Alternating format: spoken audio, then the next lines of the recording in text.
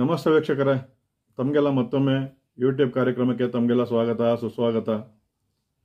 ಯಾರು ನಮ್ಮ ಚಾನೆಲ್ನ ಇನ್ನೂ ಸಬ್ಸ್ಕ್ರೈಬ್ ಮಾಡಿಲ್ಲ ತಾವೆಲ್ಲ ಸಬ್ಸ್ಕ್ರೈಬ್ ಮಾಡ್ಕೊಳ್ಳಿ. ಇದೊಂದು ವಿಶೇಷವಾದ ಒಂದು ಕ್ಷಣ ಶ್ರೀ ವರದರಾಜೇಶ್ವರ ಸ್ವಾಮಿಯ ಶಿವಾಲಯದಲ್ಲಿ ನಡೆಯಲಿದೆ.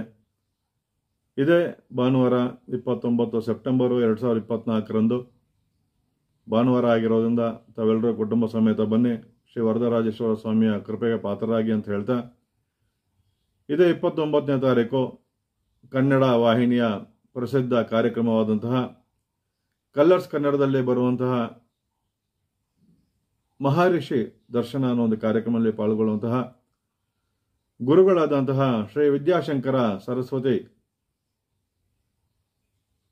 ಅವರು, ಗುರುಗಳಾದಂತಹ ಶ್ರೀ ವಿದ್ಯಾಶಂಕರಾನಂದ ಸರಸ್ವತಿ ಅವರು ವರದರಾಜೇಶ್ವರ ಸ್ವಾಮಿಯ ಸನ್ನಿಧಾನಕ್ಕೆ ಆಗಮಿಸಲಿದ್ದಾರೆ. ತಾವೆಲ್ಲರೂ ಈ ಕಾರ್ಯಕ್ರಮದಲ್ಲಿ ಪಾಲ್ಗೊಳ್ಳಿ. ಶ್ರೀ ವರದರಾಜೇಶ್ವರ ಸ್ವಾಮಿಗೆ ಗುರುಗಳ ಹಸ್ತದಿಂದ ಪುಷ್ಪಾರ್ಚನೆ ಆಗುತ್ತೆ. ನಂತರ ಅಲ್ಲಿ ಸೇರಿರುವಂತಹ ಭಕ್ತರಿಗೆ ಪ್ರವಚನವನ್ನು ಮಾಡ್ತಾರೆ. ನಂತರ ಅಲ್ಲಿ ನಡೆಯುವಂತಹ ಪ್ರತ್ಯಂಗ ಹೋಮದಲ್ಲಿ ಪಾಲ್ಗೊಂಡು ಪೂರ್ಣಾಹುತಿಯಲ್ಲಿ ಪಾಲ್ಗೊಳ್ತಾರೆ. ತಾವೆಲ್ಲರೂ ಬನ್ನಿ, ಗುರುಗಳನ್ನ ಭಕ್ತಿಪೂರ್ವಕವಾಗಿ ಗುರುಗಳನ್ನ ನಾವು ಆಹ್ವಾನ ಮಾಡೋಣ, ಗುರುಗಳ ಆಶೀರ್ವಚನವನ್ನು ಪಡೆಯೋಣ, ಗುರುಗಳ ಪ್ರವಚನವನ್ನು ನಾವೆಲ್ಲ ಕೇಳೋಣ. ತಾವೆಲ್ಲ ಬಂದು ಕುಟುಂಬ ಸಮೇತರ ಬನ್ನಿ. ಭಾನುವಾರ ಆಗಿರೋದ್ರಿಂದ ತಾವೆಲ್ಲರೂ ಬಿಡುವಾಗಿರ್ತೀರ. ಬನ್ನಿ, ಈ ಒಂದು ಕಾರ್ಯಕ್ರಮನ ಯಶಸ್ವಿಗೊಳಿಸೋಣ. ಹಾಗೆ ಈ ಒಂದು ಕಾರ್ಯಕ್ರಮದಲ್ಲಿ ತಾವೆಲ್ಲ ಪಾಲ್ಗೊಳ್ಳಿ.